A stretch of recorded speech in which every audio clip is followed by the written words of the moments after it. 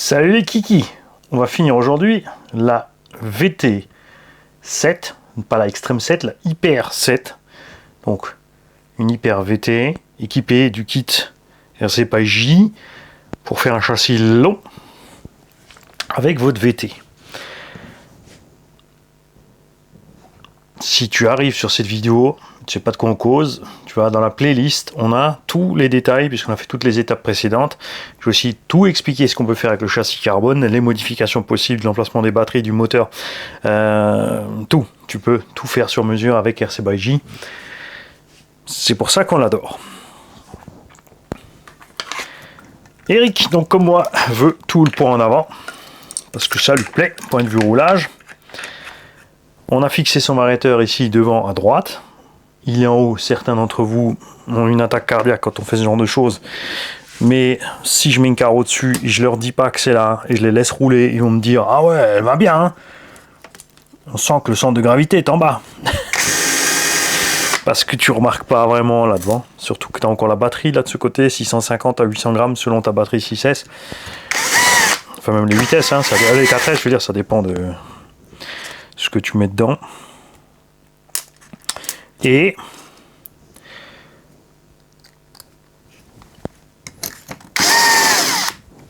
du coup le poids se retrouve vraiment totalement à l'avant, l'arrière est libre. Le cardan est fourni avec la plaque de châssis, si tu précises que tu l'as pas encore. Il a tout.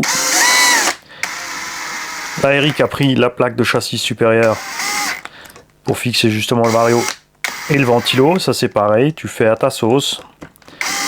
Tu peux demander la plaque plus ou moins large, tu peux demander juste la plaque ici si tu veux mettre ton vario normal au châssis, sans ça si tu veux mettre ton radiateur à lui et ton ventilo à lui. Eric voulait mettre ça en plus du ventilo, mais ça passe pas en dessous. Alors il y a un moyen de passer, peut-être un peu extrême, mais encore non, je pense si ça pourrait être jouable. Il faudrait pour ça, là, de hors-champ, Mani, de hors-champ, fraiser les trous par en dessous là, et passer des vis tête M3 fraisées par en dessous, écrou nil stop au-dessus, pour pouvoir caser le radiateur entre les deux. Mais je pense vraiment pas que ça soit utile. Ça se passera bien. Au pire, si ça passe pas comme ça, si tu vires les vis, même sans les fraiser, mettre juste des têtes bombées, il y aura moyen de mettre le radiateur à lui par le côté ici, comme ça le ventilo il rafraîchira à l'arrière et le radiateur reste avec le flux là. C'est équilibré aussi, ça ira bien aussi.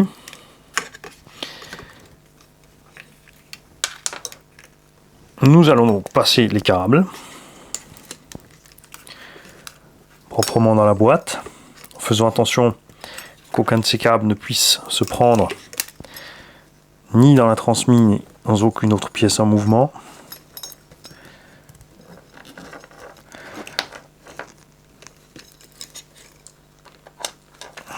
Là, il est tranquille, il va aller nulle part, même s'il bouge.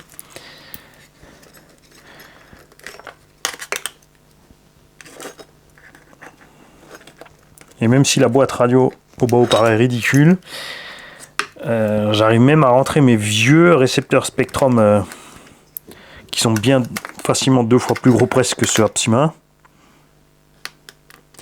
Ventilo, on va te le mettre là. Alors, maintenant, je vais une fois juste le poser un peu dedans pour que les câbles soient rangés là. Regarde l'astuce, c'est de laisser les prises au fond. Dans ce cas-là, hop. Et du coup, tu as de la place pour tout le câblage, regarde. Et maintenant, nous allons voir aussi si, je dis bien si, je ne vais pas encore mettre le couvercle radio dessus. Il y a peut-être un petit piège, je ne sais pas si la radio est déjà bindée avec le récepteur. On va remonter un petit peu peut-être, parce que peut-être un petit peu, voilà, tu vas rien voir sinon, on est mieux là. Hein. On va utiliser un pont en chinte. Ça permet d'utiliser une seule lipo, donc une seule 2S, une seule 3S, une seule 4S, une seule 5S si tu veux, ou une 6S. Si tu utilises les deux, tu peux faire 2x2 et 2x3. Tu peux faire une 2, une 3 aussi pour faire du 5S. C'est possible, mais il faut absolument que ce soit des batteries de même capacité, même taux de décharge, avec préférence de la même marque, de la même série, pour être sûr que tout soit bien en corrélation. Là, on ne sait pas si c'est allumé ou éteint par défaut, c'est pas grave puisqu'il n'y a pas de roue dessus. On fait juste gaffe qu'il n'y a rien dans la transmise ou dans les pignons. D'ailleurs, celui-là, du coup, on va le laisser sortir par en haut. Voilà. Radio route. Véhicule en route, en pressant le petit bouton ici, parce que c'est un vario beaming. Si c'est un Gastel, il faut faire autrement.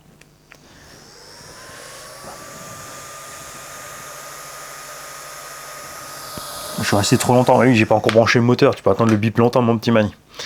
Maintenant, ce qu'on ne sait pas, c'est le sens de rotation moteur.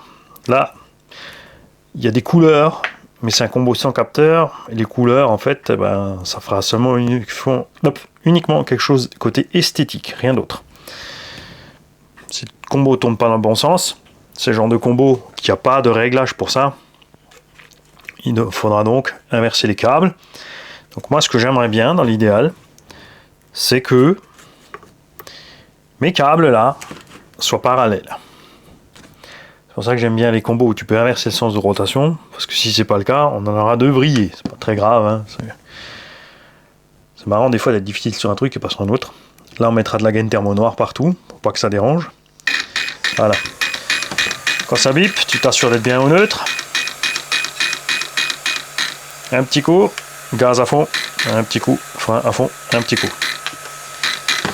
Ce que je n'ai pas fait ici maintenant, ça c'est très important de le faire, je n'ai pas contrôlé, déjà c'est bindé, si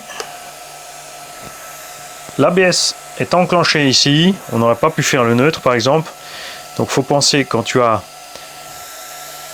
un dual rate, donc on va aller à l'intérieur du dual rate, on va aller sur la voie 2, s'assurer que le dual rate soit bien à 100%.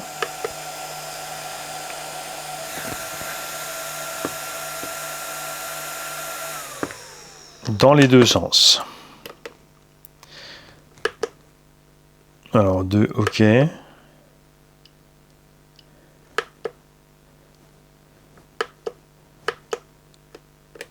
Voilà, c'est là. Channel 2, je veux bien, c'est bien, mais et ma marche arrière, elle est où?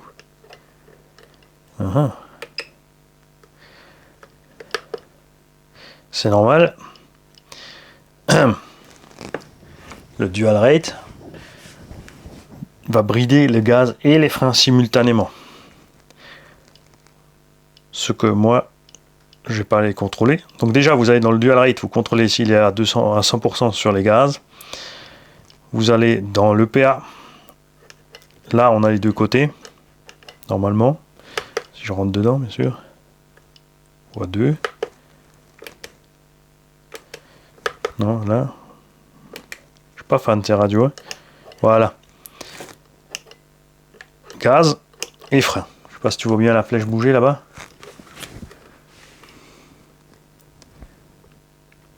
Tu vois? Là. Là, il faut être à 100% aussi. Ça, c'est bon. Et l'ABS ne doit pas être enclenché. Off. Parce que l'ABS va faire varier le signal de marche arrière, de frein, et donc aussi de marche arrière. Parce que si tu es à 0, c'est la marche arrière. Si tu es en train d'avancer, c'est le frein. Donc tu ne peux pas calibrer comme il faut. Donc tout ça, ça doit être bien éteint. Et c'est le cas, c'est bon. Donc on va remettre en route parce que là, on est OK. Maintenant, on va voir le sens de marche. Si on est bien dans le bon sens.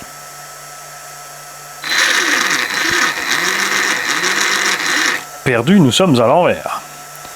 Donc avant d'inverser les câbles, tu me diras si on inverse, c'est réglé, on est au code couleur. Ça va aller tout seul.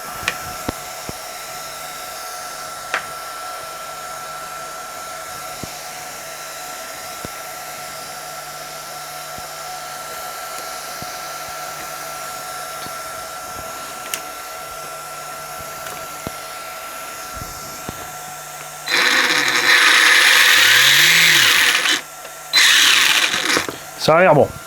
Ça, c'est une chose. Maintenant, nous allons dans le mode prog. On va enlever ici la prise du ventilateur sur ce variateur, sur ce type de variateur Obi-Wan.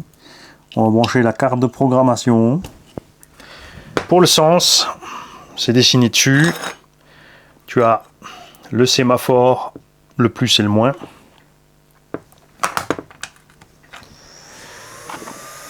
On met en route et on va déjà checker s'il a 5 ou 11 fonctions. Et bien il n'en a que 5. On va donc aller sur le tableau 2 ici. Si jamais tu n'as pas ces tableaux où tu utilises une carte Obi-Wan, c'est pas un problème.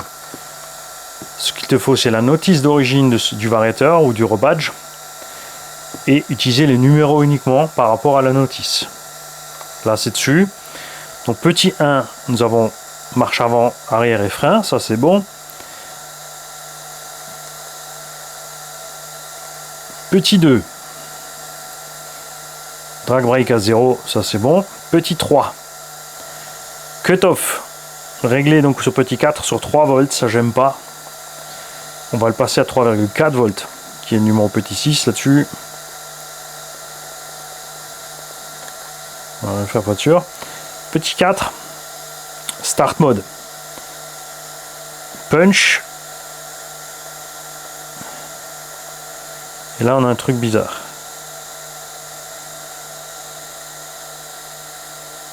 Ah non, je suis sur le mauvais tableau, pardon. 10 BL50 VP. Bah si, j'étais sur le bon tableau. Ah, ça c'est marrant. J'ai bien le 10 BL50 VP, c'est le tableau gris, par contre le tableau gris ne correspond pas. Ah non, Connect KN 8 BL150.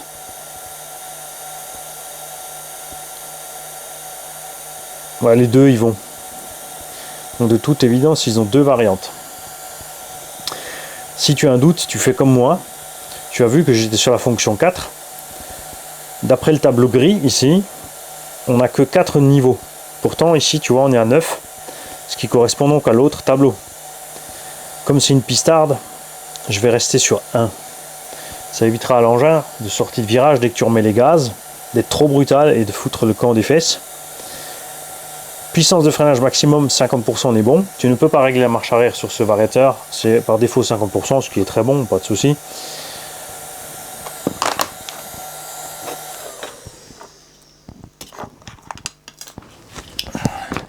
Donc on va brancher le ventilo.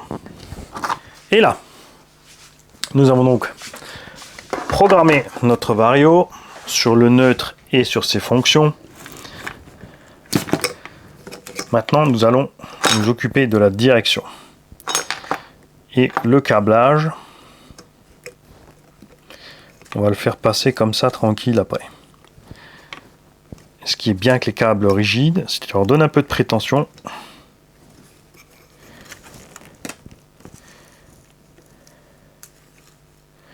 Je te mets du sang partout en plus. Je me suis percé le doigt tout à l'heure à la soudure. Non, pas en soudant, avec le tournevis pour clipser la douille. Taisez-vous.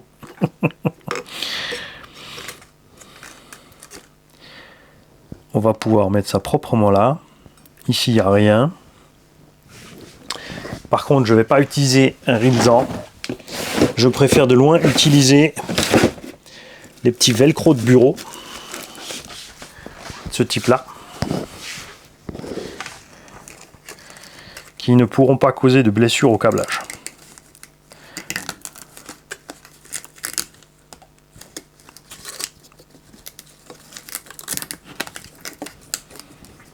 Voilà.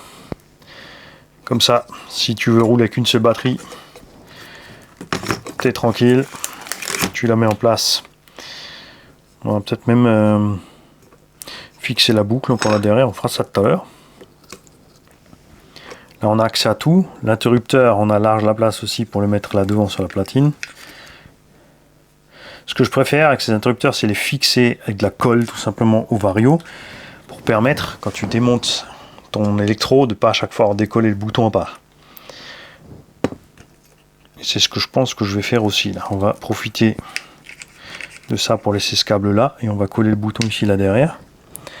On va pouvoir fermer aussi le boîtier radio.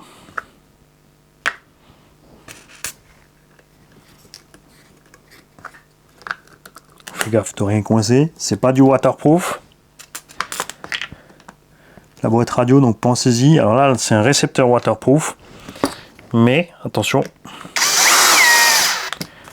si l'eau stagne dans l'Écosse, enfin, au niveau des prises, ça vous fera des petites blagues. Voilà. Alors là, on l'a laissé détendu. On va pouvoir même le sortir encore un peu. Regarde ce qu'on va profiter. Tout simplement. Tu fais le croc là aussi. Prenez-vous le temps, hein. Pensez bien à votre chemin de câble pour qu'il soit hors de danger, hors de portée de tout vos câblages. Pratique. Il faut que ce soit pratique. Il faut penser au démontage. Tu vois, lui, il m'embête un peu.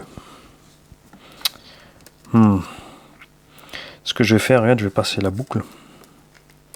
Si on laisse celui-là là-dedans,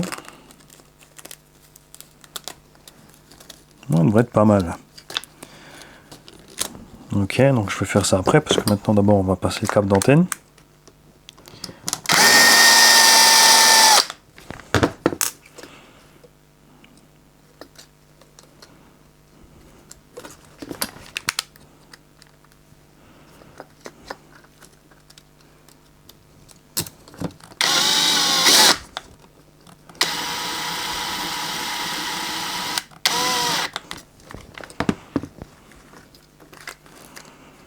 Si j'attrape ma boucle avec, elle sera toujours à bord du véhicule, ça c'est bien.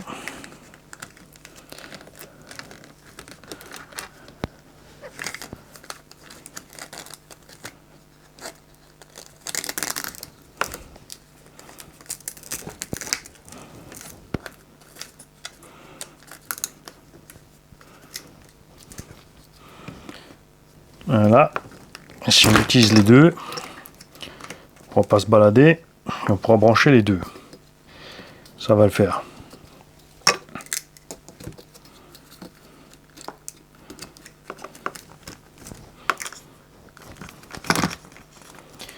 On est bon. Maintenant, on va faire la direction encore. Donc, on remet en route.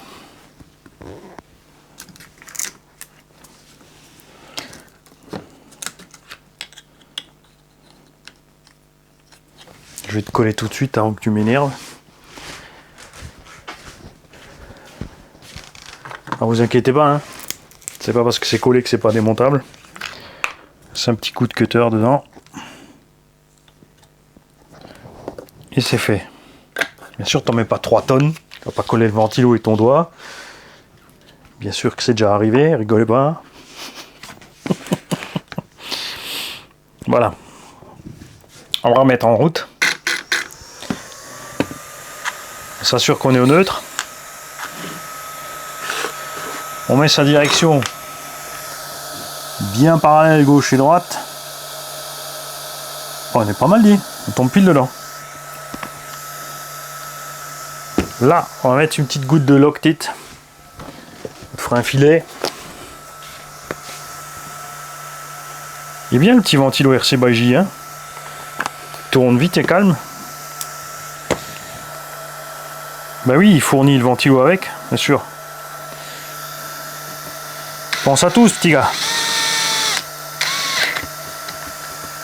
Là, je le répète à chaque fois, parce que systématiquement, j'ai encore toujours au moins une fois par mois quelqu'un qui me fait la blague de mettre une vis trop longue à l'intérieur ici et d'aller percuter le potentiomètre qui est derrière et de bousiller son cerveau. À ce stade-là, maintenant, on va éteindre et on va tout de suite sécuriser les deux petites vis qui sont là.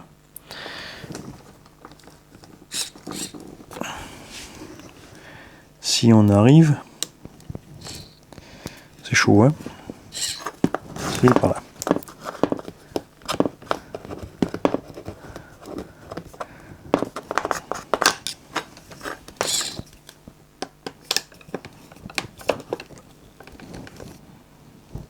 Voilà.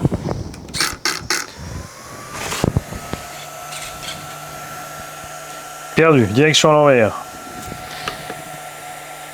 Alors, avant de régler les butées, nous allons inverser la direction.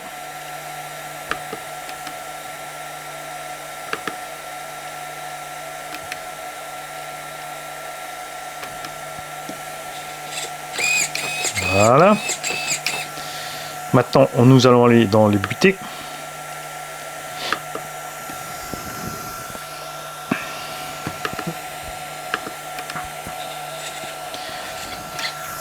Là, on a un très bon exemple de cerveau qui va trop loin. Regarde.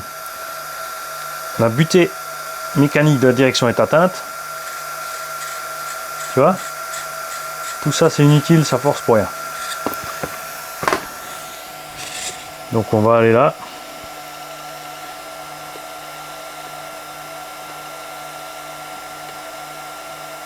Regarde ici, c'est revenu, tu vois? Mais la direction n'a pas encore bougé.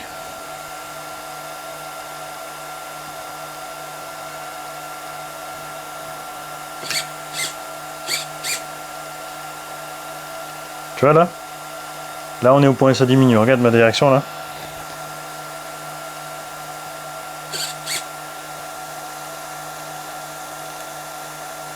« 65%, on est à fond. On fait la même de l'autre. Pareil, regarde. C'est vrai que je suis content de cette caméra, de cet écran vidéo quand même, retour. Parce que en fait je le vois mieux sur le retour que ce que je suis en train de vous montrer.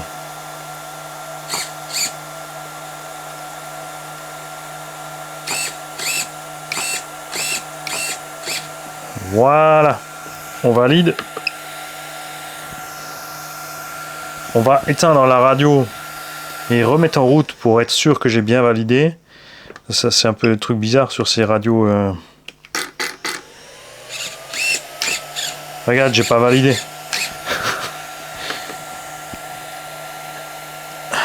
Inversion. Reverse. Là, on est bon. Contrôle.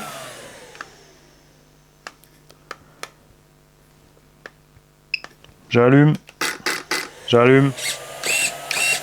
On est bon. On va revérifier donc les butées. Si on ne s'est pas trompé. C'est bon, les butées ont été gardées en mémoire. Tout va bien.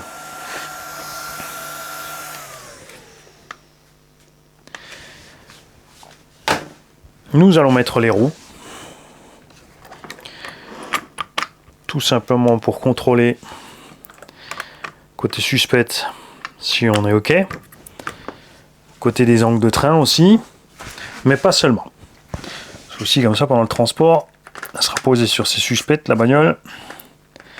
Donc elle encaissera bien les chocs par en dessous. Et au-dessus, on pourra bien sûr mettre toute la mousse et les bulles nécessaires.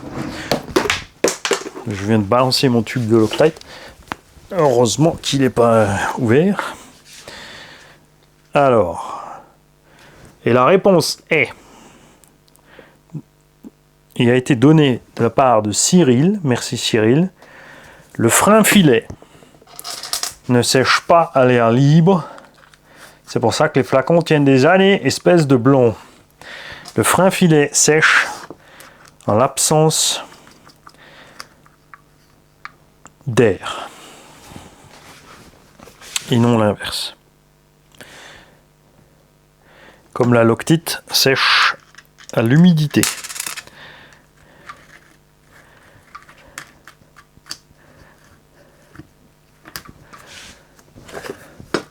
Pas la Loctite, je viens de dire la Loctite. Pas la Loctite, Mani. La glu. La cyanoacrylite.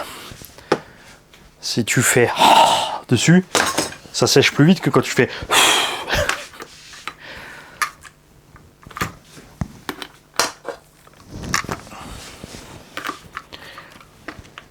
Voilà, comme ça en plus c'est en vidéo, vous êtes témoin. Eric a toutes les roues serrées. C'est juste pas possible qu'il en perde une.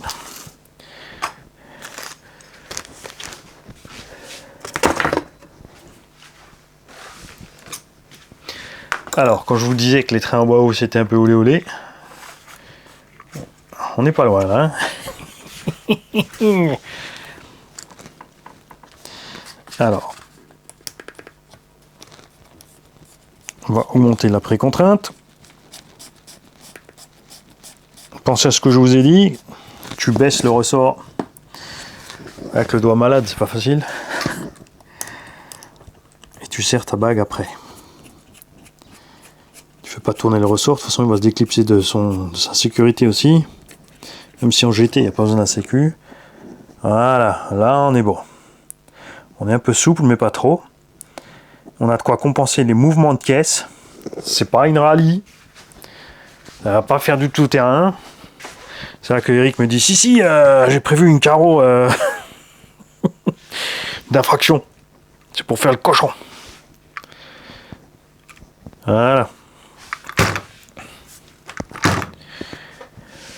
Donc là, il n'y a pas encore la bonne batterie dedans, hein, c'est normal. Peut-être un peu bas derrière encore. Ah, mais il y a les brides d'origine, bougez pas. Bouge pas.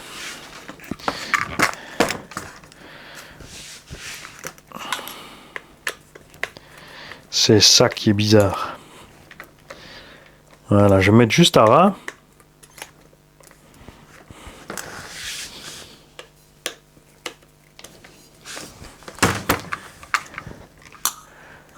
Voilà, l'arrière bien étendu, bien réactif. Et l'avant beaucoup moins. Ce qui évitera aussi à l'engin de plonger en roulis en lâcher les gaz. Tu vois, ça va retenir l'engin. Comme à l'arrière c'est bien souple, il va pouvoir bien se tasser et pas décoller la patte intérieure. Donc normalement ça devrait bien se passer. On va remettre l'engin en route pour checker les angles. Ok. Alors à l'arrière, on a Vachti de carrossage, je suis pas fan.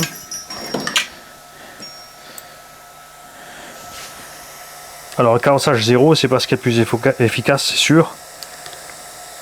Mais nous en loisir, ce qu'on veut, c'est que les pneumatiques durent.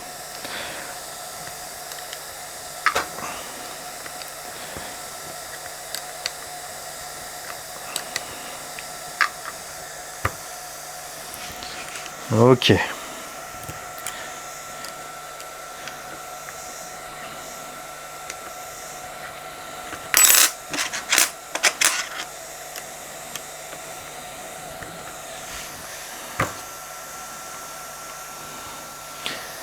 On est good. Et on va contrôler.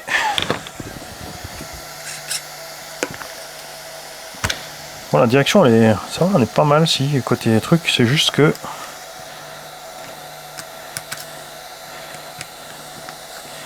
on va lui donner un peu d'ouverture, un peu de pincement là en fait.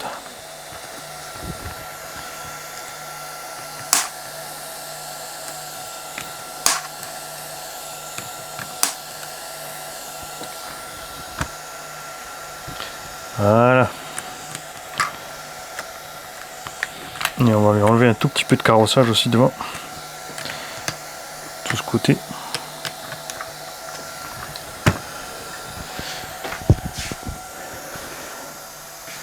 Ok.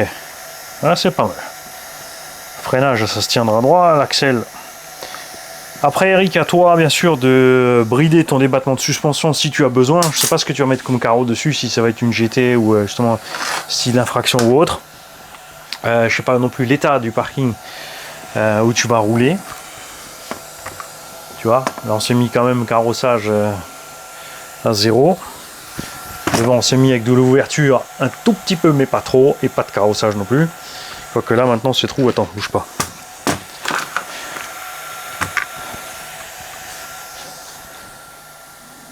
Ouais, je vais peut-être chercher un poil trop loin là, de ce côté là. N'oubliez pas le voilage des roues. Le mieux c'est de rouler ensuite quelques tours. N'oubliez pas, si vous êtes sur un circuit qui fait plus de tours à gauche qu'à droite, que forcément vous allez influer plus d'un côté que de l'autre. Donc faites un ovale 10 tours d'un sens, un ovale 10 tours de l'autre, si vous pouvez. Et vous contrôlez l'usure sur vos pneumatiques. Moi, comme dit, j'aime bien que ça soit régulier sur la bande centrale. C'est sûr que je perds de l'efficacité. Mais tu as un train de pneus qui tient une vingtaine ou une trentaine de packs, c'est quand même plus sympa, c'est certain. Nous avons serré les roues, Nous avons servi le cerveau de direction, on a bien servi la rotule derrière, on a fermé la boîte radio. Moi je mets pas le tube là, je laisse ça légèrement comme ça. Ça me va bien. On a fixé les câbles de façon à ce qu'ils soient dans aucun chemin. Même là, tu vois, même le câble de batterie. Moi généralement encore, je le fixe après derrière avec une des deux sangles. Même si on fait rien, il peut pas aller se balader dans la couronne, dans les pignons ou autre. Le cavalier est embarqué. On a fait huile de diff avant, on a graissé toutes les noix. On a fait le central, on a graissé les sorties de noix. On a fait l'arrière, on a graissé les sorties de noix. On a installé les plaques en carbone. Les deux tourelles. On a serré tous les pivots. Et je crois qu'on est bon. Plaque à batterie serrée aussi. Pignon moteur monté au frein filet. Il y a 2 BTR dessus, Eric, tu feras attention. L'entredent, on l'a fait. Comme toujours, à l'oreille.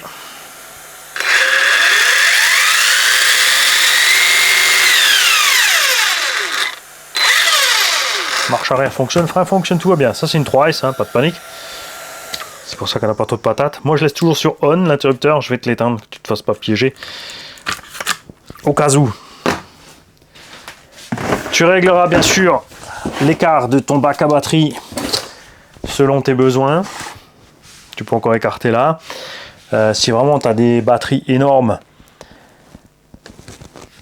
tu peux déplacer là derrière, repercer. Pensez-y, hein, quand vous commandez les pièces chez Jérôme, lui, les choses génériques qui ont été faites, d'après ce que la plupart des utilisateurs ont fait et par rapport au code d'origine, si tu veux une modif, si tu utilises des très longues batteries, il faut juste lui dire. Il ne peut pas le rêver. Si tu veux le châssis plus large, tu lui dis, parce que par exemple, tu peux utiliser les bacs du Forza Flux, j'adore ces bacs, tu peux les adapter là-dessus.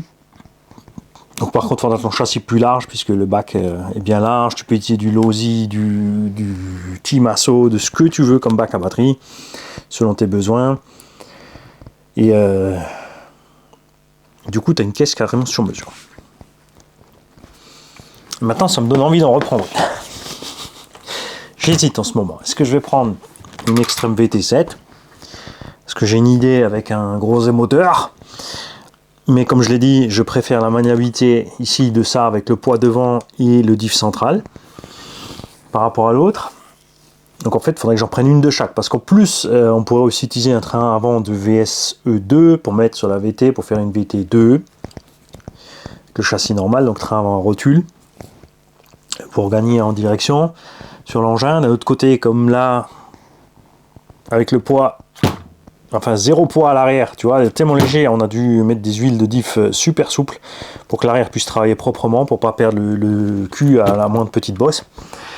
L'engin, vous l'avez vu, était super facile à gérer, puisque dès que tu avais un petit sous-virage, soit tu mettais un coup de gaz en plus, soit un petit coup de frein pour décrocher l'arrière et laisser suivre l'arrière. Les huiles, on n'est pas trop violent, ni devant ni au centre. Beaucoup moins violent que ce qu'on fait en GT généralement, pour la raison très simple que justement on a le poids devant. Comme on a le poids devant, on a un max de traction. Et l'arrière ne fait que suivre l'avant. Mais c'est à chacun de trouver ses marques et ses goûts. Il y en a qui préfèrent les batteries derrière, le poids derrière. Il y en a qui préfèrent devant, il y en a qui préfèrent être équilibré. Il y en a qui préfèrent une batterie à gauche à droite, il y en a qui préfèrent d'un côté et le reste qui compense de l'autre. Mais là on n'est pas trop mal. On a à peu près le moteur 350-400 grammes, le variateur 150-200, donc on a en gros 650, 700 grammes à peu près de ce côté. Entre 700 et 800 grammes selon tes équipements qui sont du côté droit. Je te rappelle que la transmise est au centre, là, hein. Ça a été déporté par rapport au châssis d'origine pour être au centre.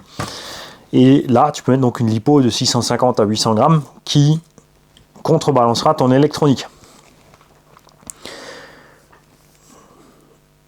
Tu peux déplacer donc le vario pour tricher. Moi je l'ai fait, comme dit, ça marchait super. J'ai mis mon vario complètement à l'extérieur et ça me contrebalançait une grosse batterie 6S. C'est pas un problème. Là on devrait être pas mal aussi. Alors là il n'y a pas encore de batterie. Attends, est-ce que j'ai une... Bon, celle-là elle fait 800 grammes, 750 à 800 grammes. Peut-être un peu mucho. Mais tu vois quoi, du coup tu vois avec les huiles et l'assiette on est pas mal.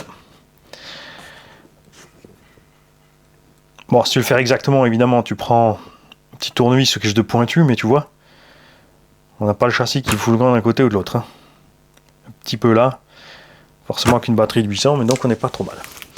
Si tu veux faire ça précisément, tu t'achètes des balances où tu poses la voiture dessus et tu peux peser exactement le poids sur chaque essieu. Normal. Si tu veux être précis, tu peux le faire. Et ensuite, il y a, en parlant de ça, 2 écoles de réglage. Et comme toujours, il y a plein de résultats différents. Il y en a qui vont jusqu'à pousser le vis à faire le tarage par amorto selon le poids du demi-train en statique. Perso, pour moi, je n'aime pas que ce soit à l'échelle 1 sur circuit, on a essayé, ou sur les modèles réduits, parce que quand tu roules, tu es en dynamique. Ton véhicule fait toujours 5 kg. D'accord ? Et donc quand tu tournes, si tu as une suspension ici parce que ton train avant est un peu plus léger à gauche qu'à droite, plus souple à gauche, quand tu vas tourner à gauche, ton véhicule va s'écraser plus sur la gauche que sur la droite, si tu as fait un côté plus dur que l'autre. Avant-arrière, ça c'est compréhensible à cause de la balance comme ça. Mais gauche-droite, c'est chaud. Mais c'est au pilote de trouver ses aises. Parce que chacun a ses petits repères, ses petites habitudes. Et comme toujours, il n'y a pas de bonne et de mauvaise façon. Il n'y a qu'une seule chose à faire pour toi, c'est d'essayer. Moi, j'ai essayé. Pour moi, réglage par train, identique gauche-droit sur les huiles et les ressorts. Le poids plus ou moins équilibré sur l'axe central, plus ou moins, je dis bien, parce que tu as le couple moteur qui te ramène aussi le véhicule. Donc c'est pas grave si tu es plus lourd. Sur cet engin-là, c'est prévu justement, ta batterie, c'est le point le plus lourd, est de ce côté, et le couple moteur, le moteur tourne par là. D'accord ? Il va remonter le poids de ta batterie. Mais là aussi, maintenant ici sur cet engin, tu es bloqué. Tu es obligé d'avancer comme ça. Il y a des engins où tu peux tourner tes diffs et du coup te retrouver avec le couple moteur de l'autre sens. Selon si ton circuit tourne sens contraire des aiguilles-montres, sens des aiguilles-montres, si tu as plus de virages à gauche, plus de virages à droite, il y a des compétiteurs qui, selon les circuits, vont aller inverser leur sens de rotation du train roulant pour que le moteur, le couple moteur, soit dans le sens qui les avantage le plus selon le circuit. Ça, c'est pour ceux qui veulent pousser le bouchon, ce que je comprends tout à fait. De toute façon, quand tu vois les chronos de certains, c'est évident qu'ils savent ce qu'ils font, contrairement à nous. Je le répète encore une fois, le bac à lipo, la RC by G, c'est pas fait pour faire le cochon. D'accord ? En tout terrain, préférez le bac d'origine ou à Losi ou ce que tu veux. Là, tu utilises aussi que toujours des hard case. Moi, j'ai essayé, ça marche à merveille. Je l'ai essayé dans le Chronos. Ça n'a pas posé de problème au lipo, pourtant c'était un tout terrain, mais il fallait qu'on crash teste le truc. Hein ? C'est évident que si tu vas t'emplafonner à 100 à l'heure dans un mur ou un trottoir, il y a un truc qui va voler. Je veux dire, méfiez-vous. Faites gaffe. Quand je dis un truc qui va voler, je vois, si tu mets une soft case là-dedans, à 100 à l'heure dans le mur, sur les deux pivots avant, elle va s'éclater. La hard case, ça va passer. Non, j'ai pas testé puisque c'est pas avec la Coralie, c'est pas avec ça qu'on a pris le poteau. La Coralie était encore origine quand on l'a envoyé dans le poteau. Et on a vu que même là-bas, le bac à batterie d'origine est parti en morceaux. Alors, ça peut arriver de toute marque, hein, que le bac s'arrache du châssis, qu'il y a un bout du châssis, du bac qui craque pour que la lipo sorte. Surtout qu'on avait des lipos de plus en plus grosses. Hein. Vous avez bien vu, là en ce moment, il y en a qui roulent avec des batteries de 1 kg, 1 kg 2, des 6 et des 8S, des 4 ou des 6S, 5, 10, 11 000 mAh là. Pour aller avec leur combo qui consomme 200-300 ampères pour quand même réussir à rouler 10-15 minutes. C'est fatal, ça pèse dessus. Pour les trains roulants, moi t'as vu, je te règle ça à l'œil. J'ai mes petites habitudes. Ceux qui sont venus ici faire les essais des véhicules pourront te le dire. Ils sont sortis, poser le véhicule dans la rue. On allait tout droit. Ça marche. Parce que, comme toujours, chacun a ses petites habitudes et ses petits trucs. Mais n'hésite pas à utiliser un banc si tu veux être précis. C'est clair. Alors, c'est évident que chacun va pas acheter son propre petit banc. Si vous êtes à plusieurs à rouler, soit vous mettez à plusieurs pour acheter un banc, soit quelqu'un de la bande en a déjà et il te le prête gracieusement. soit tu as la chance comme on a nous ici au SAM 68, par exemple, alors Claude, si tu as besoin d'un petit conseil pour ton réglage, il prend ta caisse, il la met sur son banc, il te fait les réglages, il te donne ta voiture. Et t'as plus qu'à péter le chrono. Hein, ce type est génial. Jean-Pascal, c'est le même. Et mais ça arrive pas partout. C'est qu'à certains endroits. Je te parle de tout ça parce que c'est un budget. Si tu achètes ton banc de réglage, tes petites balances, tes chauffe-pneus, tu auras dépensé quasiment déjà l'argent d'une voiture. Pour que tu aies une petite idée de ce que ça donne au niveau budget. Donc, faites gaffe. Pensez-y, si vous voulez chercher le chrono, qu'à un moment, il va falloir investir dans du matériel de précision pour faire les choses plus précisément. En parlant de précision, donc Claude a testé Obao, il roule avec Obao là. Il a découvert avec nous, puisqu'il ne connaissait pas spécialement, il roulait avec d'autres marques avant. Et lui, qui est quelqu'un de très précis, par exemple, il est pas du tout fan de l'ajustement entre porte-fusée et roulement. Il y a un peu trop de jeu, c'est ce qui cause ça, ces mouvements-là. Alors, nous, ça ne nous dérange pas pour rouler, ni les petits jeux des axes. Il y en a certains, pour cette raison, vont bouder telle ou telle marque parce qu'ils vont pas aimer ces jeux. Alors soit ils ont des techniques à eux, ils vont mettre des petites... par exemple, Claude a mis des petits inserts en laiton. Il a repercé plus gros, il a mis des petits inserts pour minimiser le jeu entre le triangle et l'axe et le porte-fusée. Ces chronos parlent pour lui. Il n'y a pas un sujet à discuter. C'est clair. Son expérience aussi. Et nous, on écoute avec plaisir toutes ces explications. Et il y a des marques, par exemple comme X-Ray, Mugen, tout ça, où ces jeux justement sont mieux maîtrisés. C'est pour ça que certains pilotes préfèrent telle ou telle marque. Chacun, comme dit, a ses petites habitudes, ses petits trucs. Ça dépend aussi de ton budget, de ce que tu veux faire. Des fois, il faut se poser la question, est-ce que c'est mieux d'avoir deux véhicules d'une gamme un peu comme ça inférieure au Bao, entrée de gamme, si tu veux faire des grosses journées circuit, de passer d'un véhicule à l'autre, ou est-ce que tu vas prendre ton budget et le dépenser sur un seul véhicule d'une marque un peu plus chère, Mugen, X-Ray ou autre, ou Kyosho, plus tout le matériel de réglage nickel chrome pour faire tes runs. Ça dépend de tes envies, mais c'est un truc, il faut s'y pencher avant de faire l'achat du véhicule.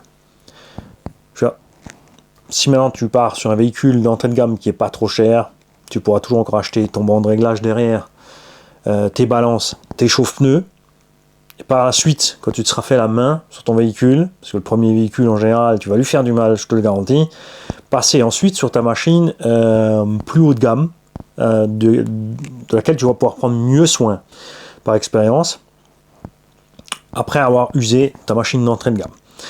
Si tu pars tout de suite sur la machine haut de gamme et que tu n'as plus le budget pour les réglages de train, les chauffe-pneus et les balances, alors que tu veux faire des chronos, c'est un problème.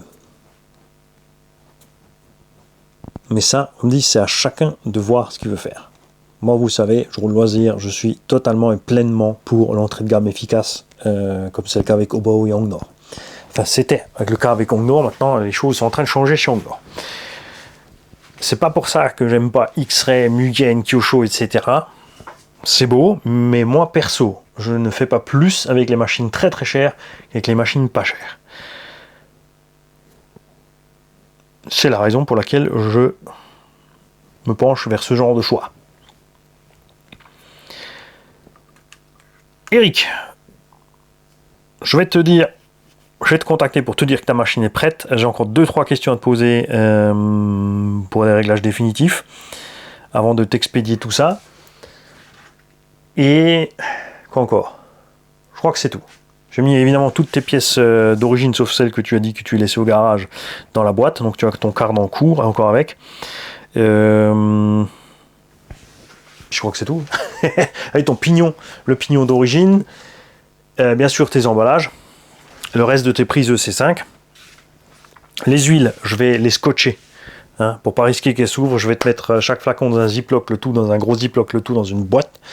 Parce que j'ai pas du tout envie que tu réceptionnes une mare d'huile. Tous ceux qui ont des conseils à donner